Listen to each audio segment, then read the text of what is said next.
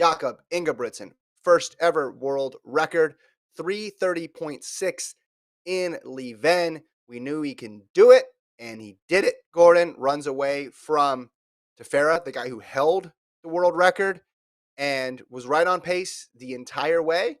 And those last couple laps was able to seal the deal. This was his debut for 2022. You don't get better debuts than this.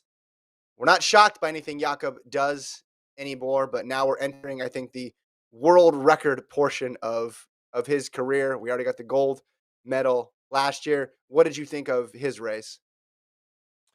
Uh, Impressed, expected. And also like kind of reflective.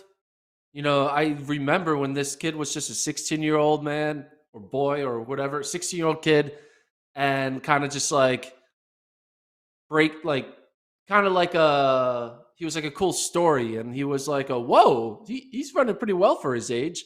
And then he had his big breakthrough at age, I believe, 18, when he started becoming like, oh, he's more than just like, I could break 4. He's becoming, world class. And he just every year, he's a prototypical definition of every year getting better. He at a young age, let's look at his progression. Yeah, so in 2018, he's running 340, 2019, 336, 2021, 331, 2022, 330 world record. Like, you can't get any better progression than that. And also, he also went from mixing it up with,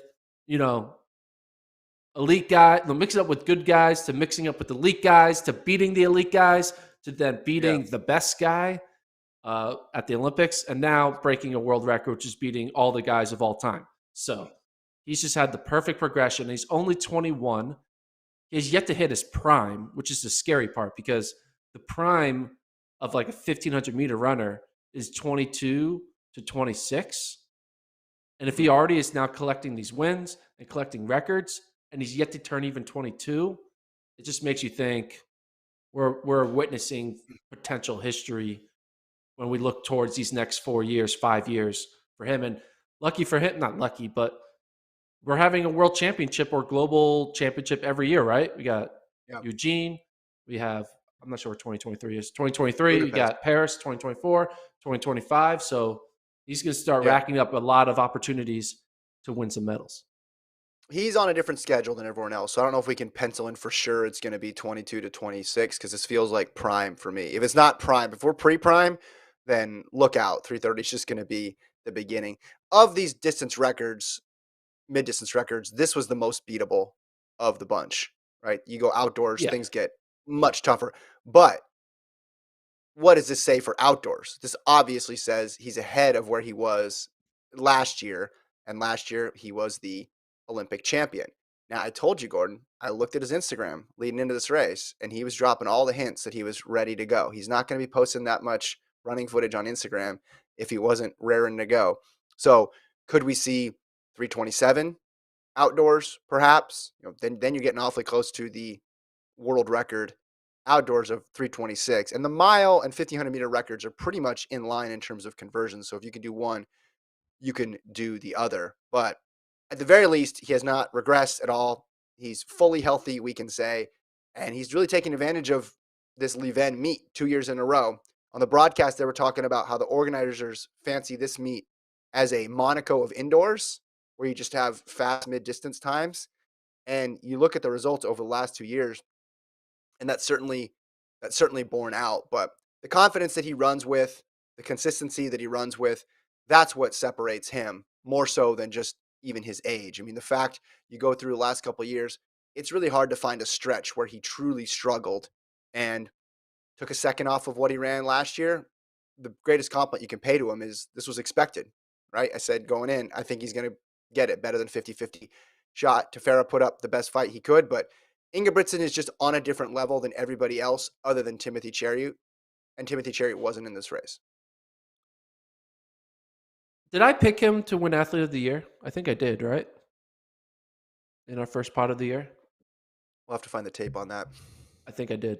I think I picked him. Well, I think because I thought he was competing. I thought he was competing in the Commonwealth Games. Remember? I thought he was competing in the Commonwealth Games. Yeah, Yeah. man, I wish I could say Colt roll the tape on that one, but we can't. Yeah, but you said he but was going to win that a lot of championships. but that prediction though is looking pretty good now because you know Mhm. he's breaking a world record in February. He's only going to have Yeah, more opportunities. And so you went with Ryan Krauser, and I went with Ingebrigtsen. That's what we went with for yeah, our prediction. So, for men. and I got the world record first. Ryan Krauser, he could have had a world record, but there was a malfunction in the measuring stick. So Well, he was short 1-0 anyway. right But now. yeah, yeah, you're right. My guy got sabotaged by a laser, and your guy's out there crushing 330s. I'm sticking with Krauser though. I think Krauser's going to avenge the laser mishap and keep rolling. Yeah, it was something to behold here. Those last couple laps, you thought, all right, he's got a guy in his back. Is he just gonna is he gonna be able, number one, to hold on for the win, and number two, is he gonna be able to get this mark? One thing I liked about it on this broadcast, did you see they had the projected times throughout with the Yeah, splits?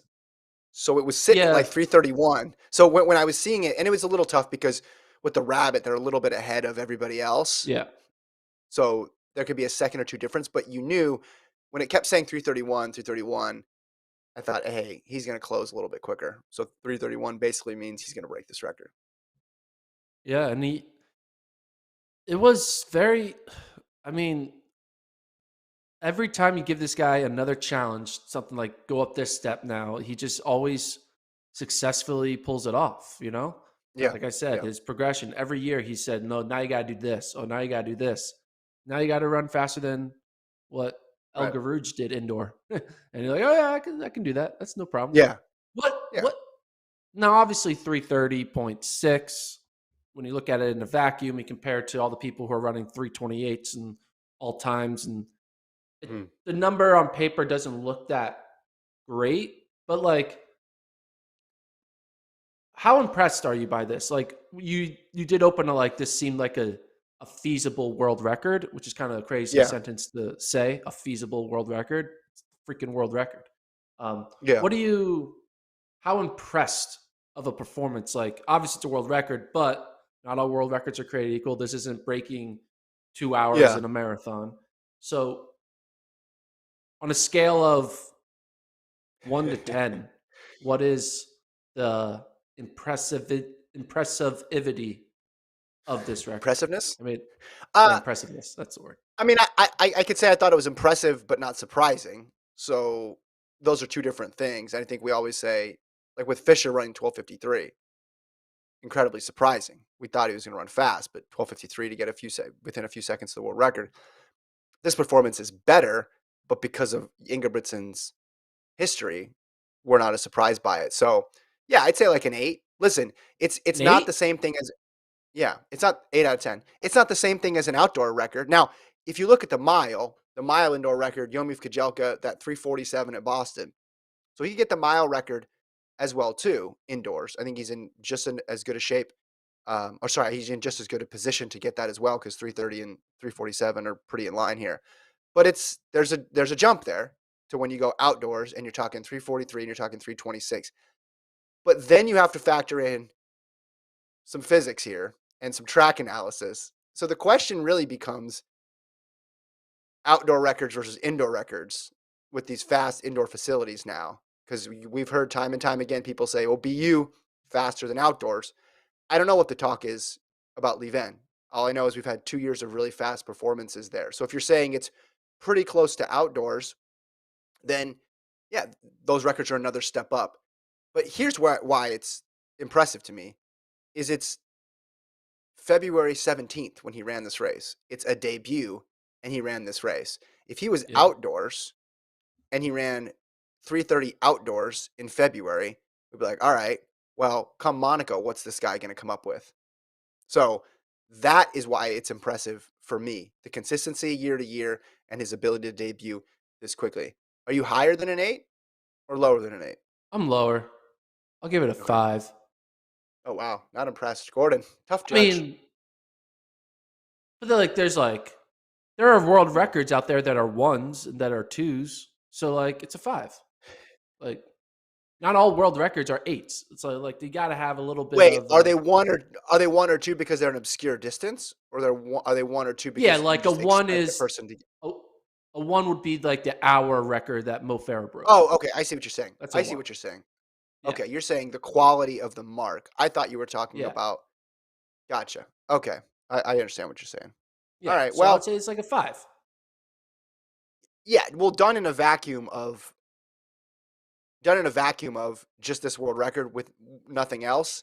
Yeah, it's not up there on the all-time mark list because we saw Tefera get it last year, and I don't think anybody's putting Tefera right now in the mid-distance Hall of Fame. Exactly. But I'm looking at it more from the perspective of just it's a debut, Yeah. and what does this mean for the rest of the season? So, uh, Judson in the chat says, "What is 330.6 equal uh, to the mile indoors?" I mean, I So usually like just do 17 seconds, but Gordon's probably got some probably other what World Athletics though makes it. So World Athletics s- stat zone top lists. We're going outdoor all time. We want all time top lists. Men's indoor. We want the outdoor. indoor. No, no, no. I know what I'm doing. I'm gonna Do you? look. Yeah, yeah, yeah, People yeah, are yeah. wondering. You want to know what outdoor, right? No, 12. indoors. Okay, it's equivalent to a 326.69 No. What is because it equal World to? You Athletics. didn't listen. You No, didn't I listen did to the listen. question. I did listen to the What does question. 330.6 equal to mile indoors? Mile indoors? Oh, I thought it meant to 1,500 outdoors. Oh, mile No. indoors. So Oh, when I mile. said Okay. you didn't listen to the question, it's because you didn't listen to the question. Yeah, and So that's why I said just 17 330.6 seconds. is equal to, oh, you just divide it by 1.08. I mean, multiply. 347.4. All right, so that would be just what was Kajelka's 347.0, I believe. Is that right? Yeah, something like that. Or you Yeah. you, you want me with Kajelka? Yeah, so he's right there. Yeah. Yeah. Oh one. Wow. He almost went into 346s. Yeah. And maybe Boston's faster than Liévin too. But is he going to chase a mile indoors? I don't know. I know he's going to run, at least the plan is to run world indoors. So I'm guessing that's going to be the focus from here on out. But Jakob, off to a ideal start, to say the least. Speaking of ideal starts, oh, Travis has got the conversion out there. 340. That says 347.45. All right. So yeah, 17 seconds ish. We're in the ballpark, 16, 17. He could get it. I think that's the clear message here. He could get it. It wasn't that far out of whack. It just was beatable because you saw last year Tefera